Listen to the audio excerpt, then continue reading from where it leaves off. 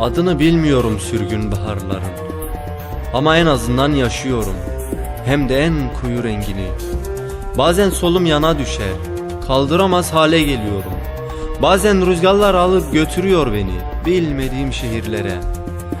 Ne metropol bilirim, ne senrepol. Pusuda bir eşkıya, öyle veya böyle, can havliyle dardayım işte. Yabancı yüzler geçer içimden, siren sesleriyle.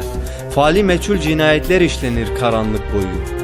İçimdeki çocuğu döverek alıp götürüyor polisler. Selviler kayboluyor, donmuş bir buzdur yasaklar.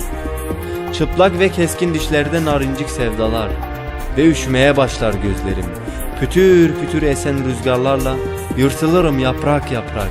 Zincire vururlar, sonra sığdırırlar karanlığın bağrına. Ve başlar ayrılık türküleri. Issız yerlerde mırıldar dilim. Ağlamaya erken başlarım. Erken tanışırım öfkelerle.